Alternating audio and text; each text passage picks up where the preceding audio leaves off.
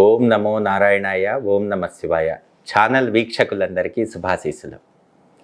ఈరోజు వాస్తుశాస్త్రము ధర్మ సందేహాలు కార్యక్రమంలో దక్షిణ రాజవీధిలో నిర్మాణం ఏ విధంగా చేయాలి, దక్షిణ రాజవీధిలో అందరూ చేసేటువంటి తప్పులు ఏంటి, దక్షిణ రాజవీధిలో నిర్మాణం చేస్తే అది అందరికీ సూట్ అవుతుందా అవ్వదా, చాలామంది చాలా విధాలుగా అపోహలు ఉన్నాయి. ఇక్కడ అన్ని దిక్కులతో పాటు దక్షిణం కూడా మంచిదే. పితృదేవతల ఆశీస్సులు ఉంటాయి. దక్షిణము అనగానే దిక్పతి యమధర్మరాజు కదా, ఏమన్నా ఇబ్బంది అవుతుందా అనేటువంటిది చాలామందికి సందేహం. దక్షిణము అనగానే it refers to name and fame. దక్షిణ రాజవీధిలో ఇల్లు కట్టుకుని ఉన్నటువంటి వాళ్ళు కీర్తి ప్రతిష్టలతో తులదూకుతారు. అది ఎప్పుడు తులదూకుతారు అంటే దానికి సంబంధించినటువంటి గృహ గణితం మనం జాగ్రత్తగా పక్కాగా మెయింటైన్ చేసుకున్నప్పుడే. అంటే దక్షిణ రాజవీధికి ఉచ్చస్థానం దక్షిణము, దక్షిణాగ్నేయం అంటే అక్కడ సింహద్వారం ఉండాలి. ఇక్కడ సింహద్వారం దక్షిణ ఆగ్నేయంలో పెడితే మరి కిచెన్ ఎక్కడ పెట్టుకోవాలి, చాలామందికి సందేహం అనమాట. ఇక్కడ కిచెన్ అనేటువంటిది ఆగ్నేయంలోనే వస్తుంది, ద్వారబంధం అనేటువంటిది ఆగ్నేయంలోనే వస్తుంది. ఇది ఎలా డిజైన్ చేయాలండి అని చెప్పేసి చాలామందికి సందేహపడుతుంటారు. ఇక్కడ ఈ ఒక్క పాయింటే కాకుండా మనం అసలు దక్షిణానికి ఏ ఆయం తీసుకోవాలి, ఎంత నిర్ణయించాలి, ఎక్కడ మెట్లు పెట్టుకోవాలి, ఎక్కడ సంపు పెట్టుకోవాలి, ఆ యొక్క గణితం ఏ విధంగా చేయాలి అనేటువంటిది పాయింట్ టు పాయింట్ తెలుసుకోవాలి. ఇక్కడ చాలామంది చూస్తూనే ఉంటాం. దక్షిణము అనగానే ఉత్తర వాయువ్యంలో స్టెప్స్ ఇచ్చేసేసి వెనక వైపు నుండి ఉత్తరం నుండి లోపలికి వస్తూ ఉంటారు ఇంటి లోపలికి. ఇది ఎంతవరకు ఒప్పు, ఎంతవరకు తప్పు అనేటువంటిది మనం తెలుసుకోవాలి. ఇక్కడ దక్షిణము అనగానే దక్షిణ నైరుతిలో స్టెప్స్ ఉండాలి. ఇది ప్రాథమికం. సహజంగా దక్షిణ నైరుతి అధమస్థానం కాబట్టి అక్కడ స్టెప్స్ ఉండాలి. అది ఎప్పుడు ప్లాట్ విడ్త్ అనేటువంటిది తక్కువ ఉండి డెప్త్ ఎక్కువ ఉన్నప్పుడు. First point. సెకండ్ పాయింట్, తూర్పు ఆగ్నేయంలో మెట్లు పెట్టచ్చు సవ్య దిశలో. అది ఎప్పుడు విడ్త్ అనేటువంటిది ఎక్కువ ఉండి ప్లాట్ డెప్త్ అనేటువంటిది తక్కువ ఉన్నప్పుడు. అదేవిధంగా థర్డ్ పాయింట్, ఉత్తర వాయువ్యంలో మెట్లు పెట్టచ్చు సవ్య దిశలో. అది ఎప్పుడు మనం కిందంతా కూడా కమర్షియల్ చేసి పైనంతా కూడా రెసిడెన్షియల్ చేసుకున్నప్పుడు. ఈ 3 పాయింట్లు మనం జాగ్రత్తగా గుర్తుపెట్టుకోవాలి. కాబట్టి మెట్లు అనేటువంటివి ప్లాట్ డైమెన్షన్ని బట్టి, రిక్వైర్మెంట్ని బట్టి మనం దక్షిణ నైరుతిలో సవ్య దిశలో కానీ, తూర్పు ఆగ్నేయంలో సవ్య దిశలో కానీ, ఉత్తర వాయువ్యంలో సవ్య దిశలో కానీ మనం మెట్ల నిర్మాణము అనేటువంటి చెయ్యొచ్చు. తర్వాత క్షేత్రపద నిర్ణయము. దీని గురించి పూర్తి వివరణ తర్వాత ఎపిసోడ్లో ఇస్తాను. ఇక్కడ క్షేత్రపదము అనేటువంటిది దక్షిణానికి ఉత్తరం శత్రువు కదా. ఇక్కడేమో ఉత్తర ఈశాన్యం నుండి ఉత్తర వాయువ్యం నుండి స్టెప్స్ పెట్టుకుని పైకి వెళ్తారు. అలాంటప్పుడు ఆయం ఏం తీసుకుంటారు? ఇది ఒక క్వశ్చన్. అందరికీ అది డౌట్ అనమాట, సందేహంగానే ఉండిపోతుంది. అదే దక్షిణ నైరుతి నుండి లోపలికి వెళ్ళారనుకోండి, కుబేరాయం తీసుకోవచ్చా లేదా, అంటే గజాయం తీసుకోవచ్చా లేదా, అంటే ఇవన్నీ ఆయాలు ఏమేమి ఉన్నాయి, ఎన్ని రకాలుగా ఉన్నాయి, అది ఏ విధంగా తీసుకుంటారు, ఏ ఆయం తీసుకుంటే ఏ విధమైనటువంటి ఫలితం ఉంటుంది, అసలు ఆయం నిర్ణయం ఏ విధంగా తీసుకుంటారు, అసలు ఆయం అంటే ఏంటి, ఇవన్నీ కూడా తర్వాత ఎపిసోడ్లో పిన్ టు పిన్ చెప్తాను. ఇప్పుడు ఏంటంటే మనం ముఖ్యంగా చూసుకోవాల్సింది అది దక్షిణ రాజవీధికి మెట్ల నిర్మాణం ఎక్కడ చేయాలి. చాలామంది తప్పులు చేసేస్తూ ఉంటారు. దక్షిణ రాజవీధికి తూర్పాగ్నేయంలో తీసేసుకుంటూ ఉంటారు. ఏది విడ్త్ అనేటువంటిది తక్కువ ఉన్నా, డెప్త్ అనేటువంటిది ఎక్కువ ఉన్నా తూర్పు ఆగ్నేయంలో మనకి స్టెప్స్ అనేటువంటిది అపసవ్యంలో కొంతమంది తీసుకుంటూ ఉంటారు. ఎందుకంటే మెట్లకి ఈశాన్యం అవుతుంది కదా, నేను సవ్యంలో తీసుకొని ఉంటూ ఉంటారు. ఇవన్నీ కూడా అపోహలు మాత్రమే. మనం ఎక్కడ మెట్లు కట్టుకున్నా అధమ స్థానంలో సవ్య దిశలోనే స్టెప్స్ తీసుకోవాలి. కేవలం ఈశాన్యంలో మెట్లు కట్టుకున్నప్పుడు మాత్రమే అపసవ్యంలో తీసుకోవాలి. అదేంటంటే ఈశాన్యంలో మెట్లు ఎవరో కట్టరు కదా, వెయిట్ ఇంబ్యాలెన్స్ అవుతుంది కదా అని చెప్పి చాలామందికి సందేహం వస్తుంది. అయితే ఈశాన్యంలో మెట్లు పెట్టుకోవటం తప్పు కాదు.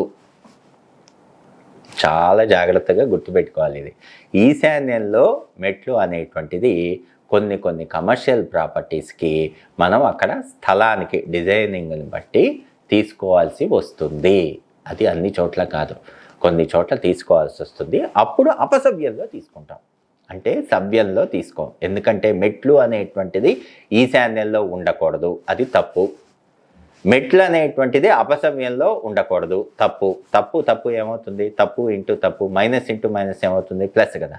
కాబట్టి ఆ విధంగా మనం ఈశాన్యంలో అపసవ్యంలో బేస్డ్ ఆన్ క్లయింట్ రిక్వైర్మెంట్, అంటే మనం కట్టేటువంటి కట్టుబడి ఆ యొక్క రిక్వైర్మెంట్ బట్టి కొన్ని చోట్ల అవసరమైతే తీసుకోవచ్చు. దానివల్ల ఎలాంటి తప్పు లేదు. కాకపోతే అది ఏ విధంగా ఏ జోన్లో ఎట్లా తీసుకోవాలి అనేటువంటిది పూర్తిగా నిర్ణయం చేసుకొని చేయాలి. కాబట్టి మెట్లు అనేటువంటివి అధమ స్థానంలో, దక్షిణ నైరుతిలో, తూర్పు ఆగ్నేయంలో, ఉత్తర వాయువ్యంలో తీసుకొని క్షేత్రపద నిర్ణయ సాధన చేసుకొని ఆయా సాధన చేసుకొని మనం చేసుకోవచ్చు. అదేవిధంగా సంప అనేటువంటిది మీకు ఉత్తర ఈశాన్యంలో తీసుకోవాలి. ఉత్తర ఈశాన్యంలో ఎంత వదిలిపెట్టి సెట్ బ్యాక్ అనేటువంటిది తీసుకోవాలి అనేటువంటిది మళ్ళీ సందేహం. ఇక్కడ సెట్ బ్యాక్స్ విషయంలో కూడా చాలామందికి సందేహం. రాజవీధి దక్షిణం ఉంటుంది.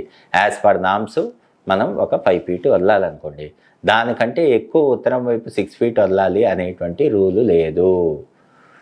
దక్షిణమైనా, ఉత్తరమైనా, తూర్పైనా, పడమరైనా రాజవీధి ఏదైతే ఉందో అటువైపు సెట్ బ్యాక్ మాత్రమే ఎక్కువ తీసుకోవాలి. అటువైపు ఎక్కువ ఉండి మిగతావన్నీ తక్కువ ఉన్నా కూడా పర్వాలేదు. రాజవీధికి ప్రామాణికంగా సెట్ బ్యాక్ ఎక్కువ ఉండొచ్చు. అది వచనపూర్వకంగా, మంత్రపూర్వకంగా మనకి ఇచ్చినటువంటి ప్రామాణికం. దక్షిణ రాజవీధికి మీరు 5 అడుగులు తీసుకొని ఉత్తరం 2.5 అడుగులు 3 అడుగులు తీసుకున్నా అది తప్పు కాదు.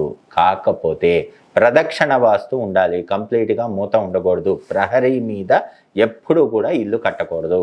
ప్రహరీ వేరుగా ఉండాలి, ఇల్లు వేరుగా ఉండాలి. టాప్ వ్యూలో చూసినప్పుడు చుట్టూ ప్రదక్షిణ వాస్తు ఉండాలి. అంటే చుట్టూ మిట్ట మధ్యాహ్నం పూట సూర్యరశ్మి కింద పడాలి. వర్షం పడినప్పుడు ఆ నీళ్ళు అనేటువంటివి ప్రహరీకి ఇంటికి మధ్య పడాలి. అప్పుడే ఇంటికి ఎలాంటి దోషము ఉండదు. చాలామంది ఈ రోజుల్లో మెట్లు అనేటువంటివి ముందు పెట్టేసి ముందు ప్రహరీకి మెట్లకి ఆనిచ్చేసి ఎలివేషన్ చేసేస్తున్నారు. పొరపాటున కూడా అలా చేయకూడదు.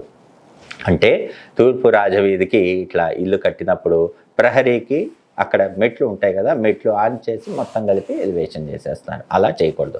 అదేవిధంగా పశ్చిమ రాజవీధి ఉన్న బిల్డింగ్స్కి కూడా దక్షిణ నైరుతి, పశ్చిమ నైరుతి మొత్తం మూసేసేసి ముందు పశ్చిమ వైపు ఉన్నటువంటి ప్రహరీకి ఆనిచ్చేసి ఎలివేషన్ చేసేస్తున్నారు. అదేవిధంగా ఉత్తర వాయువ్యంలో స్టెప్స్ పెట్టినప్పుడు ఉత్తరంలో ఉన్నటువంటి ప్రహరీకి ఆనిచ్చేసి మొత్తం కంప్లీట్గా ఎలివేషన్ చేయాలి. దానివల్ల ఏమవుతుంది? మిట్ట మధ్యాహ్నం పూట సూర్యరశ్మి అనేటువంటిది ఆ యొక్క ఇంటికి, ఆ యొక్క ప్రహరీకి మధ్య పడదు.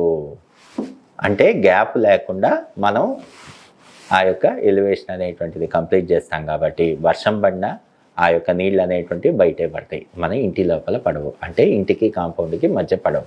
కాబట్టి ఎప్పుడూ కూడా ప్రహరీ అనేటువంటిది ఇంటి స్లాబ్కి, ఇల్లు ఏదైతే తీసుకుంటామో స్టెప్స్తో సహా దానికి ఆనకూడదు. మధ్యలో గ్యాప్ ఉండాల్సిందే, అది ఎంత చిన్నదైనా. అంటే మాది స్థలాలు చిన్నవండి, నేను ఇంత గ్యాప్ వదులుకుంటే ఇబ్బంది కదా అని చెప్పేసి చాలామంది అడుగుతుంటారు. అందుకే వాస్తు రీత్యా మనం ఎంత స్థలం ఎంతలో తీసుకోవాలి అనేటువంటిది పూర్తిగా చూసుకోవాలి. వాస్తు రీత్యా ఒక మనిషి హైటు 6 అడుగులు అనుకుందాం అనుకోండి, 9 అనేటువంటిది పరిపూర్ణ సంఖ్య. 9 6 54 గజాలు అనేటువంటిది మనిషికి ఇవ్వాల్సిందే. ఒక ఫ్యామిలీ అనేటువంటిది 4 ఉన్నారనుకోండి, 54 × 4, 2 ఉన్నారనుకోండి 54 × 2. అన్ని గజాల్లో ఇల్లు కట్టుకుంటేనే వాళ్ళకి సిద్ధి అనేటువంటిది ఉంటుంది. ఇష్టం వచ్చినట్లుగా ఏది పడితే అది చేయకూడదు. ఏ స్థలం పడితే ఆ స్థలం తీసుకోకూడదు. అన్నీ చెక్ చేసుకొని మనం ఎంతలో, ఎన్ని గజాల్లో, ఎన్ని గజాల లెక్కలో ఇల్లు కట్టుకోవాలి అనేటువంటిది కూడా చాలా ఇంపార్టెంట్. అంటే 120 గజాల సైటు కొన్నప్పుడు 79 గజాల్లో ఇల్లు కట్టుకోవాలి క్షేత్రపదంలో, లేకపోతే 87 గజాల్లో కట్టుకోవాలి. అంటే ఇలా ఎందుకు చెప్తున్నాను అంటే గృహగణితము, క్షేత్రపదము అన్నీ కూడా చూసుకొని మనం సాధన చేసి ఆ నిర్మాణం అనేటువంటిది చేసుకోవాలి. సర్వేజన సుఖినో భవంతు. స్వస్తి.